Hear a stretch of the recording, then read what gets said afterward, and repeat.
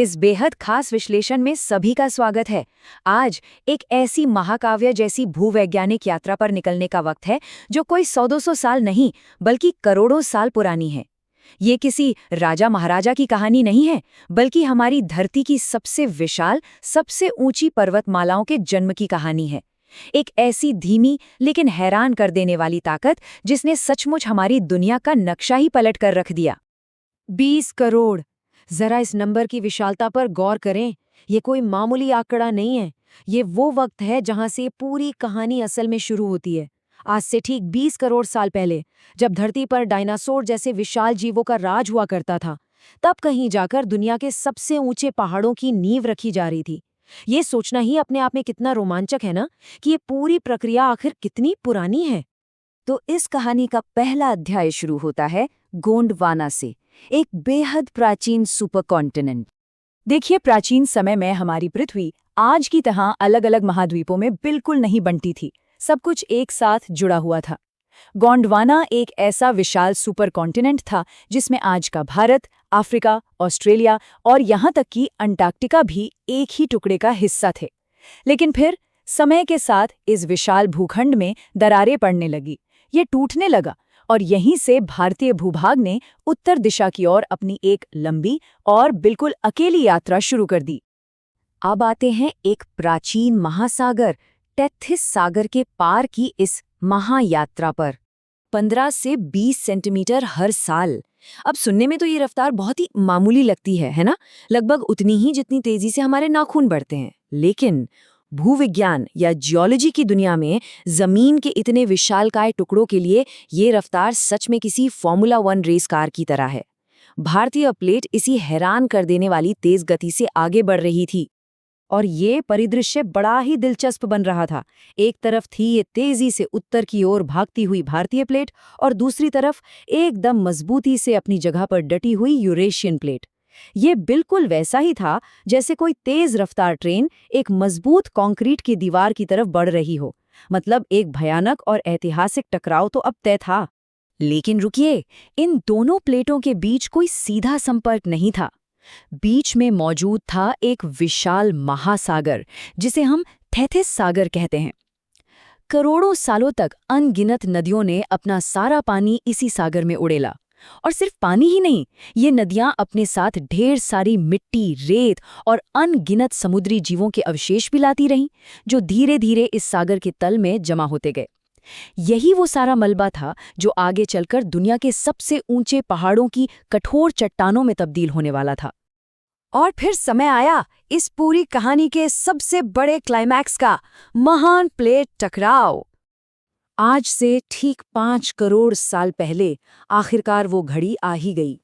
Tethys सागर की वो विशाल दूरी अब पूरी तरह मिट चुकी थी और वो अजेय तेज गति वाला भारतीय भूखंड उस स्थिर यूरेशियन भूखंड से पूरी भयानक ताकत के साथ जा टकराया। अब इसे सिर्फ 2 पत्थरों का टकराना मत समझिए, ये उससे कहीं ज्यादा था। जब ये 2 महाविशाल प्लेटें आपस में भिड़ीं, तो उनके बीच का सारा दबाव सीधा टेथिस सागर की तलहटी पर पड़ा। नतीजा, करोड़ों सालों से जमा हुआ वो समुद्री तल एक कागज की तरह सिकुड़ने लगा, मुड़ने लगा और सीधे आसमान की तरफ उठने लगा। जमीन का इस तरह भयंकर दबाव के साथ ऊपर उठना ही वो मुख्य कारण था जिसने इन गगनचुंबी चोटियों को जन्म दिया। जरा कल्पना कीजिए, जो कल तक समुद्र का तल था, वो सचमुच दुनिया की छत बन गया। लेकिन कहानी यहाँ खत्म नहीं होती। चलिए देखते हैं कि कैसे हिमालय आज भी पूरी तरह से जीवित और गतिमान है। अक्सर इन विशाल और कठोर पहाड़ों को देखकर यही लगता है ना कि ये तो एकदम शांत, स्थिर और कभी ना बदलने वाले पत्थर हैं। इसलिए यहाँ एक बड़ा ही दिलचस्प सवाल उठता है, क्या हिमालय का निर्माण अब पूरी तरह से खत्म हो चुका है? इसका जवाब वाकई हैरान कर देने वाला है। सच तो ये है कि ये विशालकाय भूवैज्ञानिक टकराव आज भी, जी हाँ, ठीक इसी पल भी जारी है। भारतीय प्लेट ने अभी भी उत्तर की तरफ अपना धक्का मारना बंद नहीं किया है। वो लगातार यूरेशियन प्लेट को धकेल रही है और इसका सीधा सा मतलब ये है कि हिमालय पर्वतमाला अभी रुकी नहीं है, बल्कि वो हर साल कुछ मिलीमीटर और ऊंची और विशाल होती जा रही है। और इस लगातार बढ़ते टेक्टोनिक दबाव के बिल्कुल वास्तविक और काफी गंभीर परिणाम भी हैं। जमीन के नीचे मच रही ये भारी हलचल और ये भयानक घर्षण ही वो असली वजह है जिससे पूरे हिमालय क्षेत्र में इतनी बार भूकंप के झटके महसूस किए जाते हैं। ये झटके असल में इस बात का एक जीता जागता सबूत हैं कि हमारी पृथ्वी के भीतर की शक्तियां आज भी कितनी ज्यादा एक्टिव हैं।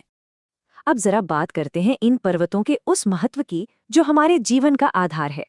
ये सिर्फ पत्थर के पहाड़ नहीं हैं, ये हमारे पूरे पर्यावरण और जीवन का आधार हैं। इन्हीं गगनचुंबी बर्फीली चोटियों से गंगा, यमुना और ब्रह्मपुत्र जैसी महान नदियां जन्म लेती हैं। ये नदियां करोड़ों लोगों की प्यास बुझाती हैं और हमारी पूरी खेतीबाड़ी का मुख्य सहारा हैं। इतना ही नहीं, जरा सोचिए, ये विशाल पर्वतमाला उत्तर से आने वाली खून जमा देने वाली ठंडी हवाओं के लिए एक मजबूत ढाल का काम करती है। और तो और दक्षिण से आने वाले मॉनसून के बादलों को भी ये रोक लेती है, जिससे इस पूरे महाद्वीप में वो जीवनदायिनी बारिश हो पाती है जिसके बिना यहाँ जीवन संभव ही नहीं था। तो अगर इस पूरी टाइमलाइन को एक साथ जोड़कर देखा जाए तो तस्वीर एकदम साफ हो जाती है। बात शुरू हुई थी 20 करोड़ साल पहले गोंडवाना के टूटने से, फिर 5 करोड़ साल पहले हुआ वो महाविशाल टकराव, और आज तक हिमालय का वो लगातार बढ़ना। ये पूरी की पूरी यात्रा हमारी पृथ्वी की उस अद्भुत, कभी न रुकने वाली गतिशीलता का एक शानदार सबूत है। इस पूरी चर्चा को समेटते हुए एक बहुत ही गहरा और दिमाग को झकझोर देने वाला सवाल पीछे छूट जाता है। अगर जमीन की इतनी धीमी गति दुनिया की सबसे ऊंची, सबसे विशाल चोटियों को जन्म दे सकती है, तो पृथ्वी की सतह के नीचे लगातार खिसक रही ये बेचैन प्लेटें आने वाले लाखों सालों में हमारे इस ग्रह के भविष्य को आखिर कैसा नया आकार देंगी? हमारी धरती सच में एक जीती जागती, सांस लेती हुई प्रणाली है, और यकीन मानिए, इसकी कहानी अभी खत्म नहीं हुई है।